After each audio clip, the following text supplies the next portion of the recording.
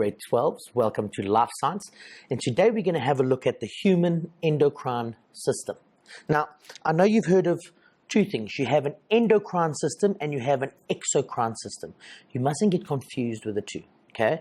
The endocrine, what happens is it's hormones, and hormones are released into the blood, where an exocrine, for example, is like digestive juices that has to be excreted or put into a specific place, like in the small intestines, right?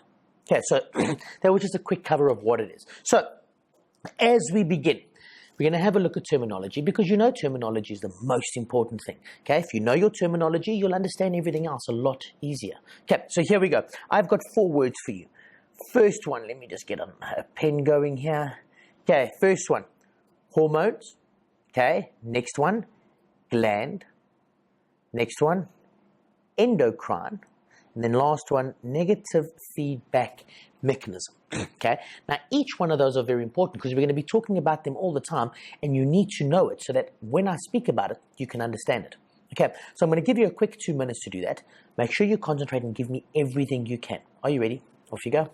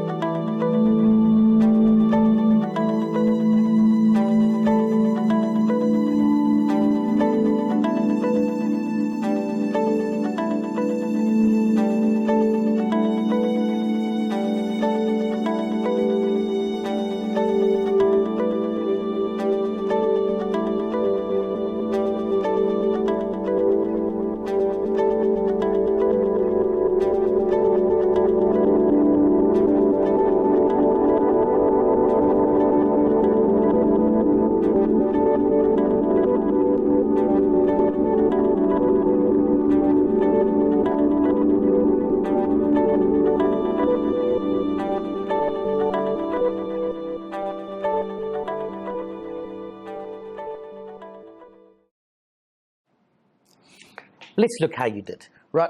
So remember, the definitions are very, very important. You have to know them, because if you know them, as I said, it makes life easier for you. Okay, so here we go. A hormone, okay? It's a regulatory substance that's produced in an organism and transported to a tissue, in tissue fluid, such as blood. I told you blood in the beginning, huh? You've got to know it's blood, to stimulate specific cells or tissues. Now, let's just look at that quickly again. Okay, it's exactly that. A special organ secretes a liquid or a substance, right, into the blood. So it goes all over the body. Very important you understand this. It goes all over the body. So if you find, for example, let's look at a hormone as thyroid stimulating hormone. You're going to find it in your blood. So on your fingertips, on your toes, it's going to be everywhere. Okay, so it's very important. Endocrine gland sends it everywhere. Well, a hormone is very important. It goes in the blood and it goes everywhere. Next one, we've got glands. Okay, it's an organ which secretes particular chemical substances for use in the body for discharge into the surroundings. In other words, what it does is this little gland, and it makes a specific thing. Like a nice one that you guys know is your adrenal glands, right? And adrenal gives you adrenaline. Now, adrenaline is secreted by the adrenal glands into the blood to go all over the body to specific places so that it can do its job. Right, so that's what a gland does. It makes adrenaline, or it makes FSH, or all these other hormones you need to know, which we'll speak about in a few seconds. Right, next one, you have your endocrine. Okay, an endocrine is a gland which secretes hormones or other products directly into the blood. Have you noticed how every time we're mentioning into the blood, it's very important that you understand that.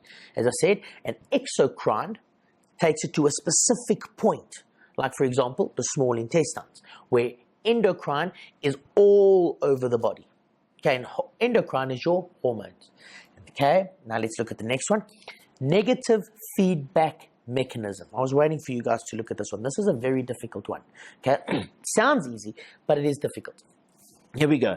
It's a function of an output mechanism. Okay, so it's an output mechanism. There's a feedback. In other words, if I give you information, you're going to tell me something back. And when it's a negative feedback mechanism, it is something where I tell you one thing, you say, okay, that's fine, or hold on, it's become too much, so let's pull that back so that you don't overdo it or underdo it. It's making sure that everything is in balance, right? So it's a function of an output mechanism, is feedback in a manner that tends to reduce the change in the output. In other words, if we're doing this, all of a sudden this information comes back, okay, we need to slow it down. Okay, it's telling us all the time what to do. It's controlling to become even or normal or balance, as we know, homeostasis. Very, very important words. Right, now, here we go.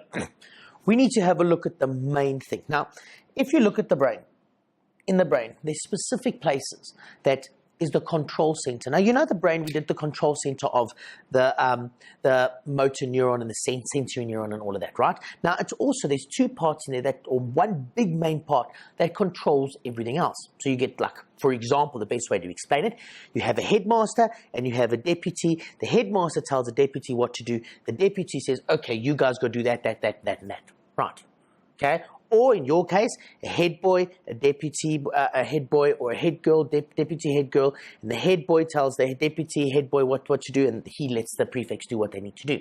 Right, that's the best way I can explain it. So let's have a look. The ones that we need to know that are very important, right? First of all is your hypothalamus. We need to know what the hypothalamus is, okay? You need to know what the pituitary gland is. Okay, because the pituitary gland, the hypothesis is like your headmaster. The pituitary gland is like the deputy. Okay, and then you get the pineal gland, which is right here at the back. Okay, right there at the back. You need to know that one as well because it does a specific function. Those are the two that's in the brain that you need to know very, very, very well. Okay, so let's see. Let's see how they work. First of all, hormones that you need to know. Okay, the hypothalamus. Okay, the hypothalamus does specific thing. Okay, first of all, it secretes, and if we have a look at it, it says key concepts, hypothalamus, what it needs to do, you get thyroid stimulating hormone, you get follicle stimulating hormone, you get luteinizing hormone, you get prolactin, you get growth hormone, you get antidiuretic hormone, and you get oxytocin. Now you'll notice it says there the hypothalamus sends it. Okay, it doesn't, but it does. Okay, because the hypothalamus is the headmaster. And the hypothalamus, what it says is it says, hey, pituitary gland, please do me a favor. Send thyroid stimulating hormone, please. And then it'll send it. Okay, so if we have a look at it, the picture over here, there it is. The hypothalamus is that part there, okay? And it tells, let me just change pens here, it tells the pituitary gland what to do. And remember, you need to know both of the names. You need to know thyroid stimulating hormone, and you need to know TSH, which stands for thyroid stimulating hormone, or FSH, follicle stimulating hormone. LH, luteinizing hormone. Prolactin is prolactin. Okay, GH is growth hormone, antidiuretic hormone, it's very important, and then you have oxytocin. And each one of those does specific things, and those are the ones we're going to work on. Okay, yes, we still got testosterone, we still got estrogen, we still got progesterone. All of those things are still going to come into play that you need to know very, very, very well. Okay, now, if I have a look at this, I've brought this down here so you can understand it. Now, there's someone here that you don't need to know, okay? And I'm not going to worry about them. I'm only going to worry about the ones that you need to know quite well, okay? So if we have a look at this, as I say to you, the hypothalamus is the main one. Can you see? And what it does is it sends a message down there and says, listen, pituitary gland, I need the following hormones. And the pituitary gland is going to put those hormones in the blood, and then those hormones are going to do specific things.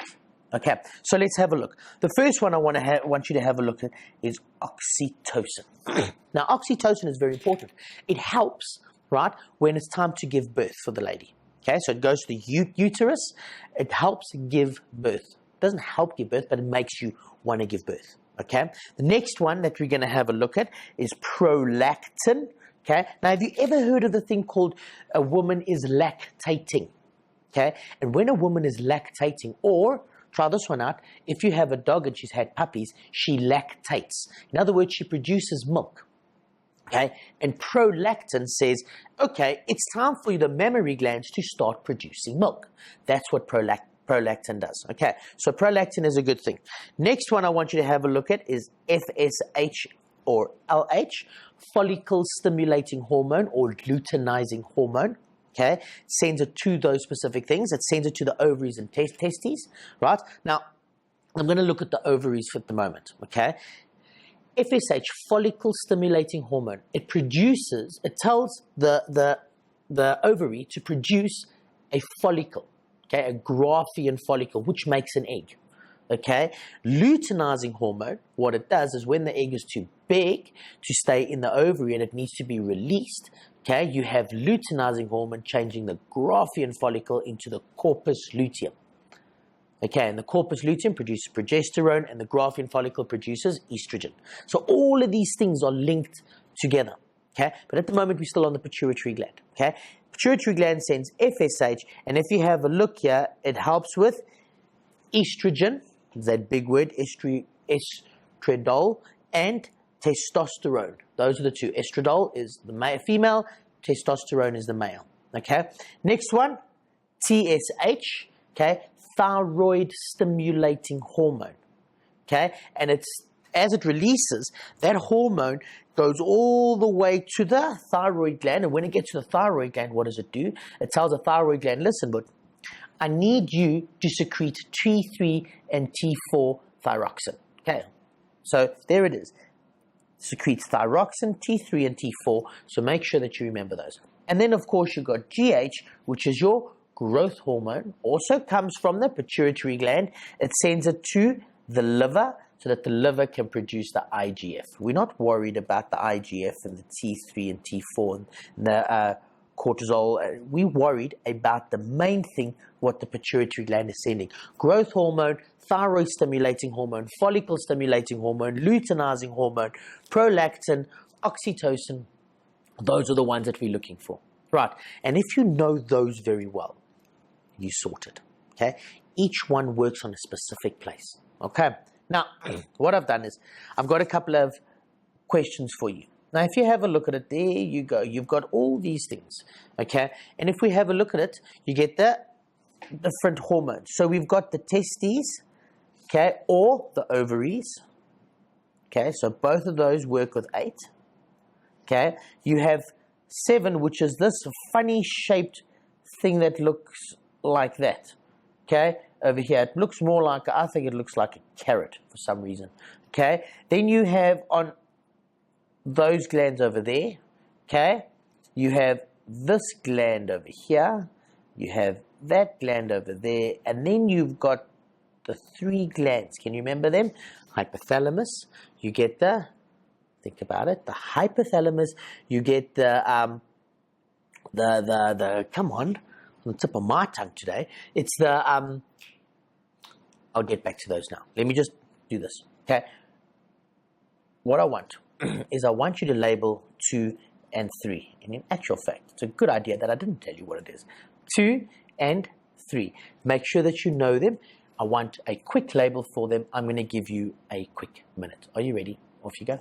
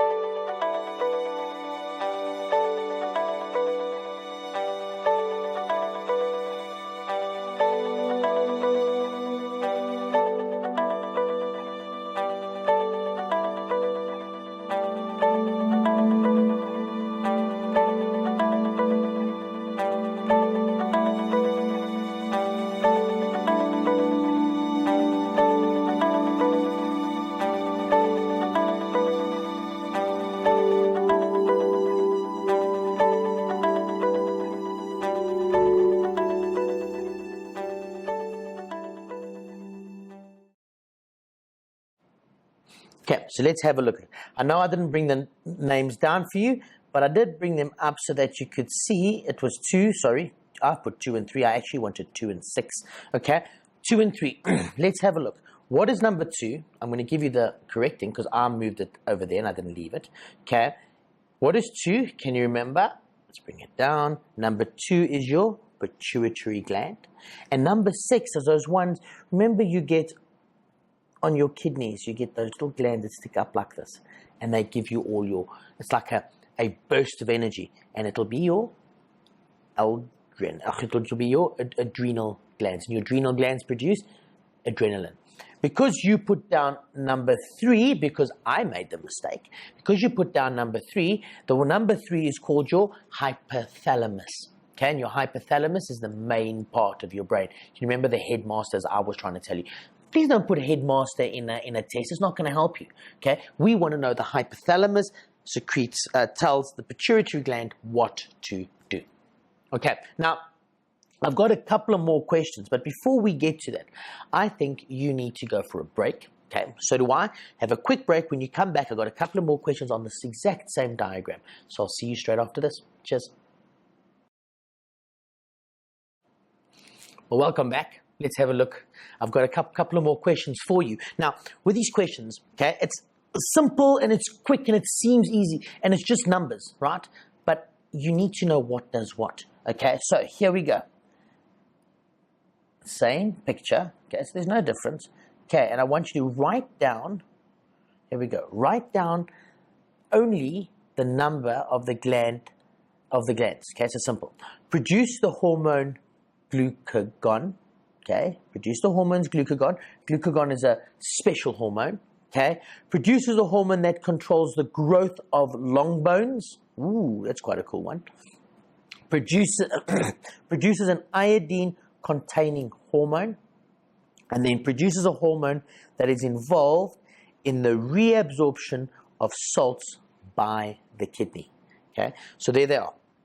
What I'm going to do is write them. What I'm going to do is I'm going to give you 3 minutes to do this. Okay, I'm going to give you 3 minutes, and what I'm going to do is I'm going to make you write those questions down so that we can have a look at the picture. Okay, so here we go. I'm going to give you a quick minute to write that down. Make sure you write it down properly. Okay, and then after that minute, I'm going to move it up so that you can see what the diagram is, and in the diagram, give me the right numbers. Okay, so it's a quick 3 minutes. Make sure you give me everything down. Are you ready? Off you go.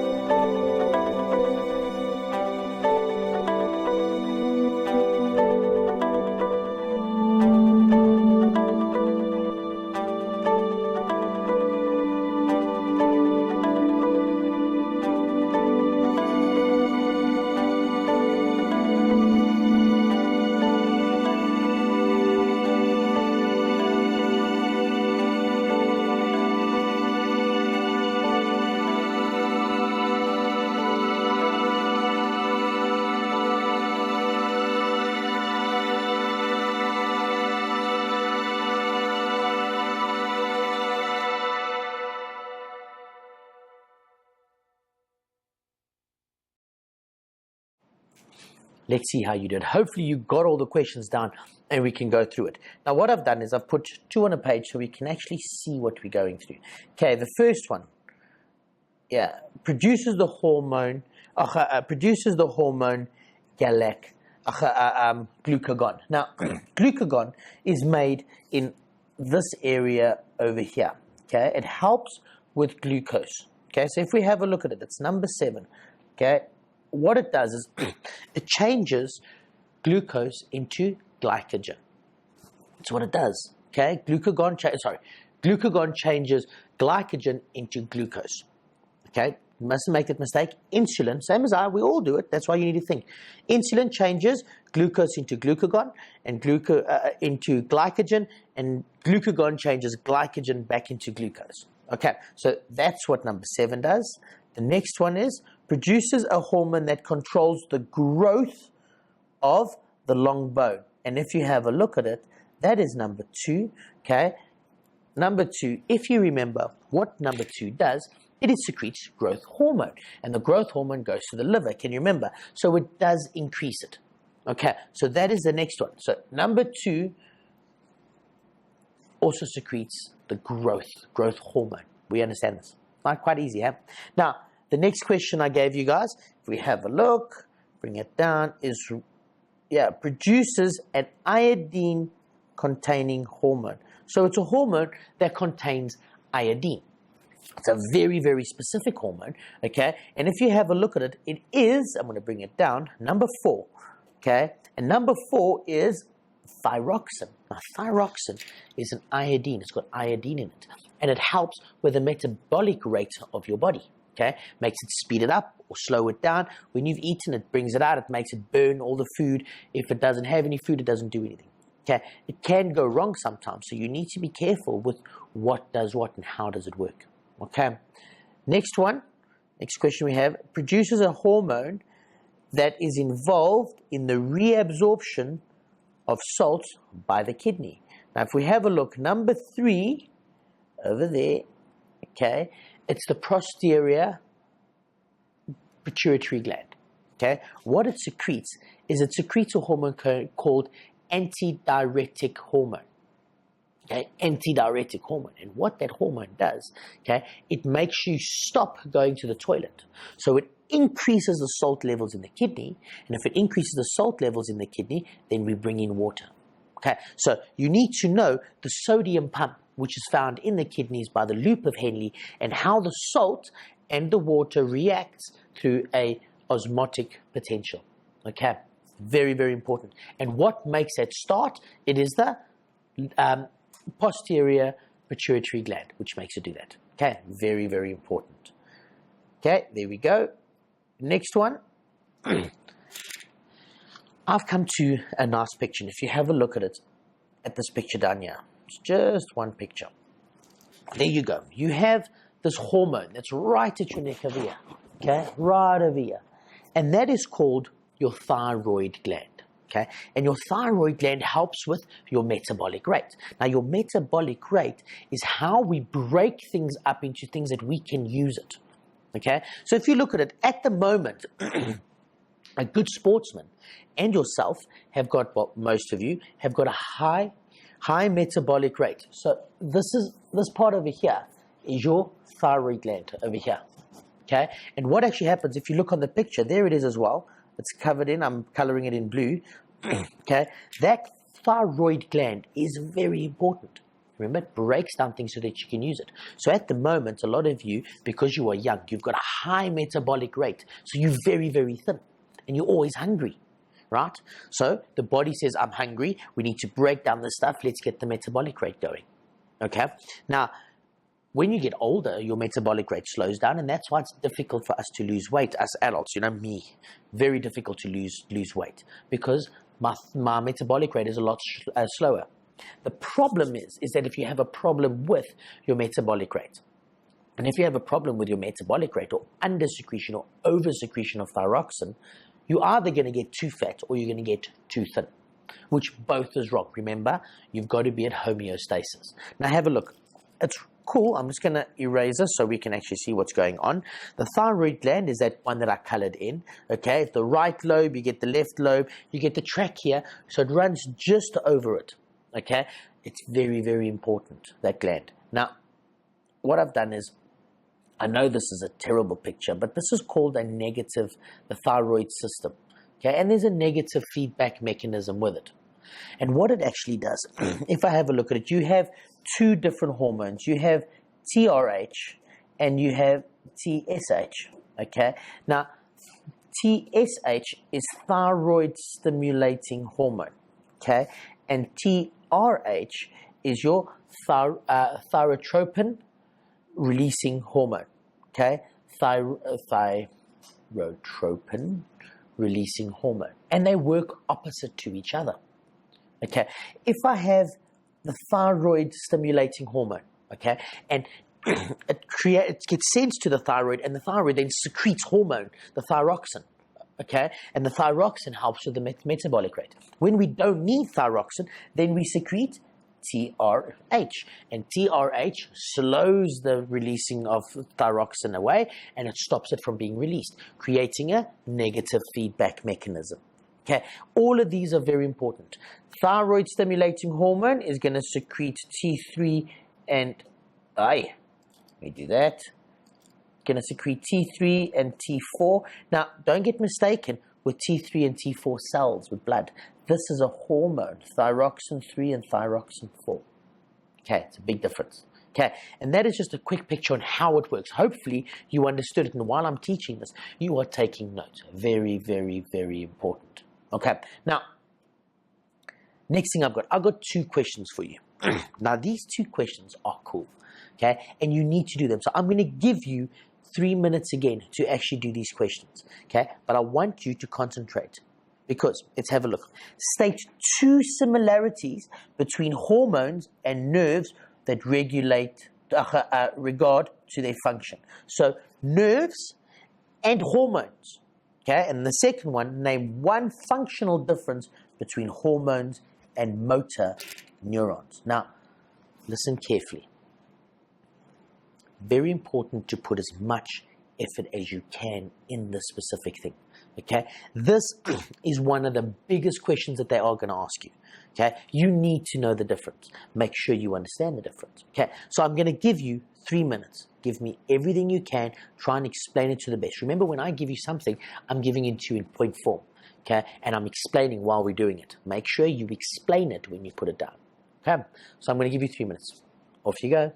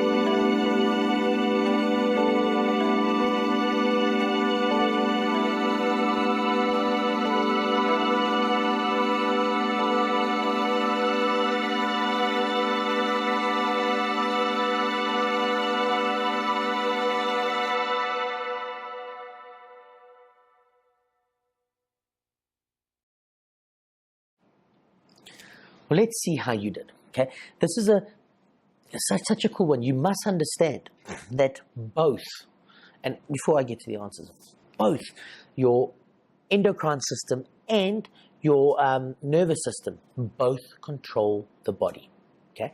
They both control the body. They all make the body do specific things. I mean, you might not think that, but let's see. Remember, we always said, when you were younger, wait till you reach puberty. When you reach puberty, you change. Remember that, okay? Or when somebody says, you've heard it all before, or you look at kids, you say, don't worry about him. He's just in puberty, that's why he's so naughty, okay? The body reacts to hormones, okay? So it's very important to see this. Look at the boys, okay? The minute they start producing testosterone properly, they get nice, thick jaws, they become big and stronger, okay? That is your body reacting to hormones. And you move your hand, moving for a nerve. So it is moving your body. Your body reacts to the mind or the nerve itself. So let's have a look at the two things that we have. First one, both control specific functions of the body. Very, very important. And the last one is both respond to an internal and external stimuli. Okay? Remember, the nerve is a quick reaction. The nerve is a quick reaction. The hormone is a slow reaction. Hormone takes a long time, but you still get it done. The nerve takes very quickly, okay? Then some people are going to say to me, oh, but look at your adrenal glands. Your adrenal glands speed up your reaction. Yes, they speed up your nerves. Okay, they speed up your nerves. So if they speed up the nerves, it's also, remember, adrenaline is very poisonous to us. So we want to get rid of it as quick as possible. So what happens is we secrete adrenaline and the liver starts breaking it down as quick as possible so that we don't have it in our body for too long. Okay, the next one, name one function difference between a hormone and the motor neuron. Here we go. This is the cool part, okay? Nerves transmit faster than hormone action. Okay, remember your nerves do it over a quick time and your hormones over a long period of time. Okay, even though they do the same function, one is quick, one is slow. If you have a look at your menstrual cycle, the female takes a whole 28 days. Okay, remember, we generalize in biology. Okay, so it takes about 28 days, the whole hormone cycle. Okay, and look how long the hormone takes. If it was like this, it would be a different story. Okay, very important. So, time for a break, definitely after those questions. When you get back, we'll carry on. I'll see you straight after that. Cheers. Hope you enjoyed your break. Definitely. Let's have a look at some more questions, okay? This is how things are going to change and how we're going to use hormones, okay? Here we go. First one, look at if blood glucose level is regulated by hormones, the human body attempts to maintain glucose. Can you remember I told you about this? Okay. The concentration of approximately 1 milligram per milliliter of blood. That's what we want to keep it at. Okay. The graph below shows the fluctuation of an individual's blood glucose level over an 8-hour period. Can you see how long it takes? And if you have a look at it, it goes up and then down and up and then down. Up, remember, we're having a look at the black. My blue is terrible. So that's how we're going to have a look at it. Right. Now, let's do this. If you have a look, we started at 7 o'clock in the morning and we ended at 3 o'clock. Okay, that is the glucose. Now, what I've got is I've got a couple of questions for you. Okay, and you need to answer them as quick as possible. And I'm going to, let's see, I've got 2 of them. I want to know. Okay, and if you look at it, I'm going to put B here, B and E. Okay, so let's have a look at it. From the information above and your knowledge of hormones, name the hormones released at B and E. Name the hormones at B and E that is released. Okay?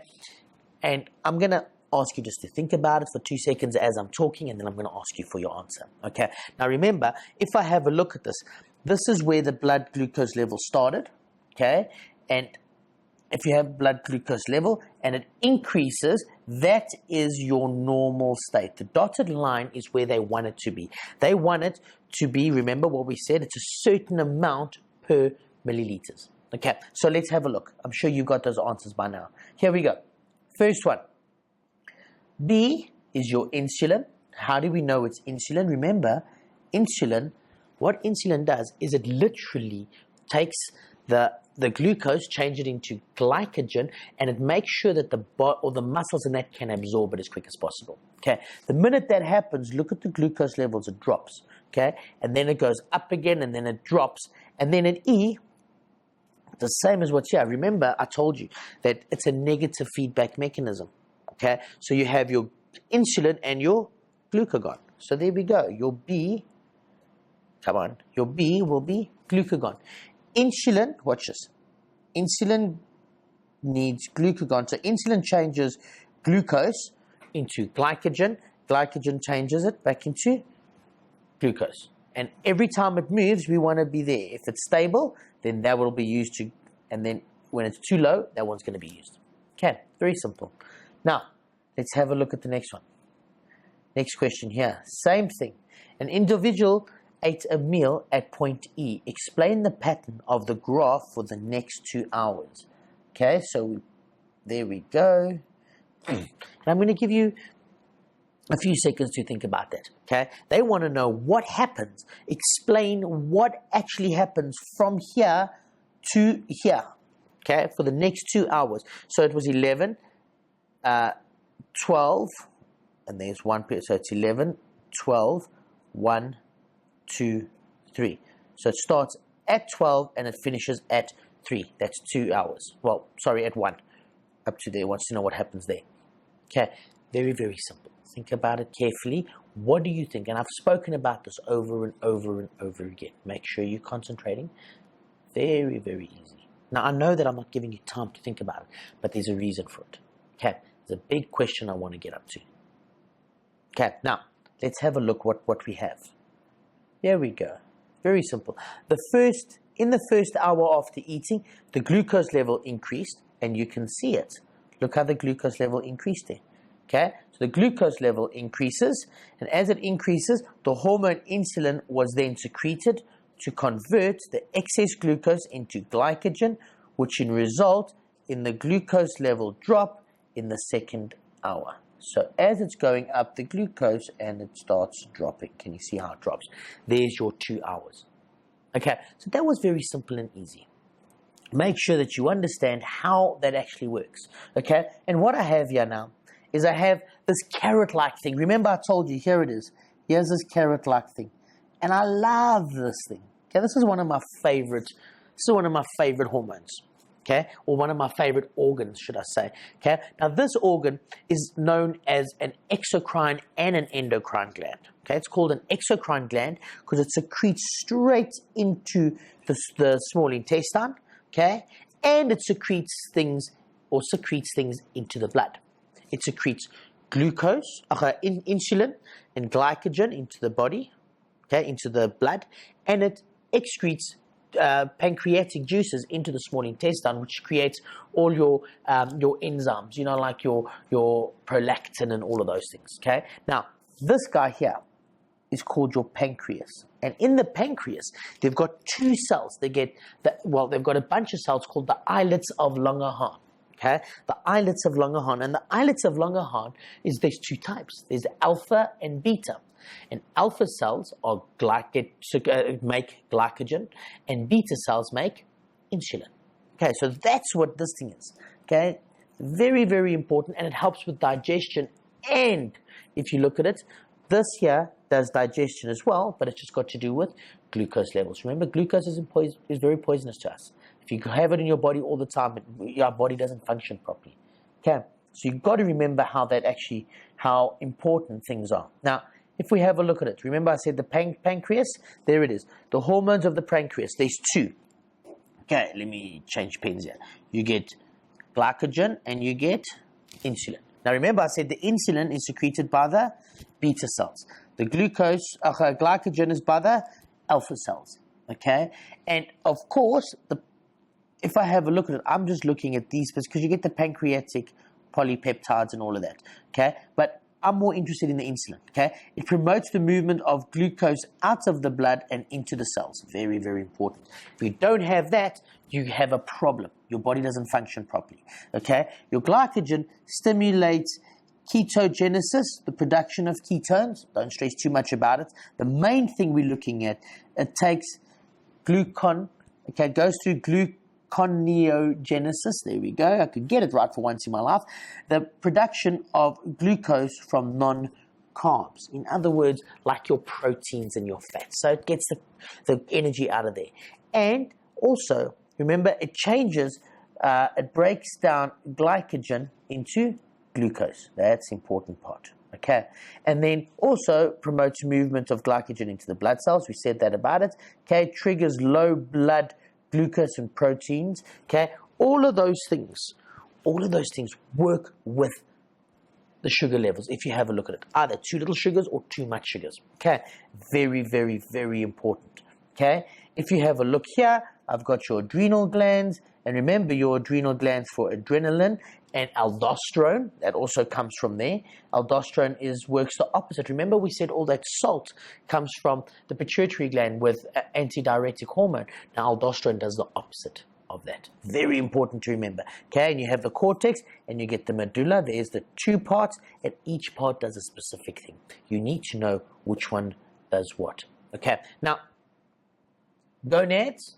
Okay, now gonads, don't just think of it as a boy. You've got two. You get the ovaries and you get the testes. Okay, ovaries and testes. Ovaries are called your ovaries are called your ovaries. Your female part of gonads is your ovaries, and your male part of gonads is your testes. And each one produces specific hormones. Okay, and if we look at it, you already know that estrogen is produced, progesterone is produced. The male, you get testosterone produced.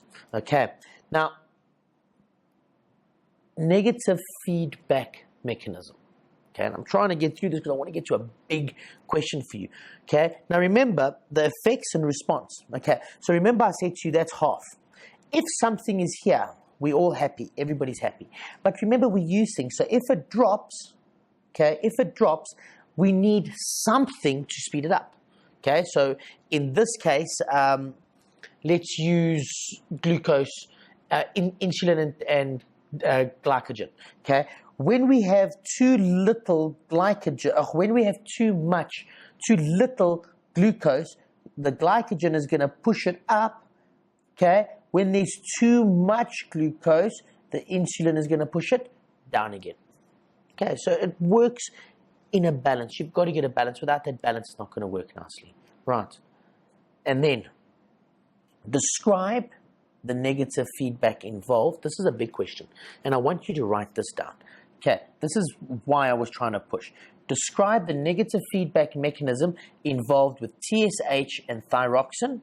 Okay, describe the consequence if mechanics do not function well. Okay, does not function well. Those are the big things that I want. And I'm going to give you a minute. Okay, I'm going to give you a quick minute to quickly jot down the first part.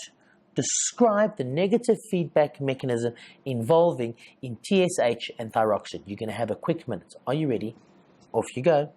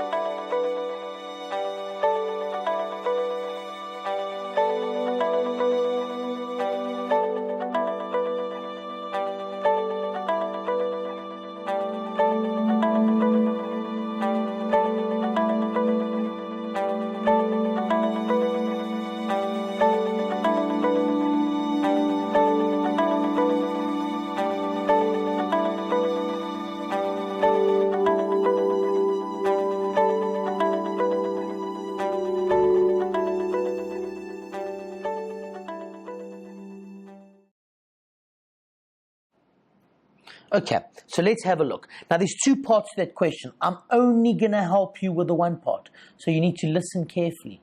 Okay, the other part I want you to do at home. Okay, and here we go. When thyroxine concentration in the blood decreases below a normal level, okay, very important, the pituitary gland stimulates the secretion of TSH, thyroid stimulating hormone. TSH stimulates the thyroid gland to secrete more thyroxine. The thyroxine levels increase and the blood is back to its normal level. If it works the other way, when the thyroxine concentration in the blood is low, okay, or increases above the normal rate. So if it's low, it's going to send more TSH. If it is low, the pituitary gland does not stimulate TSH. If it doesn't stimulate it, it's going to produce less thyroid. It's going to produce less thyroxine from the thyroid gland. If that happens, it's not going to work for us, right? Well, if that happens, we're going to produce less thyroxine and the levels are going to come back to normal. So the thyroxine levels in the blood decrease to its normal level again. Okay, so that is the first part of the question. Okay, the second part of the question, I'm not going to answer, I'm going to leave that in your hands. And remember, it is describe the consequence. Okay, the consequence of the mechanics not working. In other words, if that doesn't work, you're going to get overproduction of thyroxine or underproduction of thyroxine. Each one does a specific thing. I need you to do that. So make sure you get it and you understand it because they will ask it to you. Until next time, I'll see you. Cheers. Bye.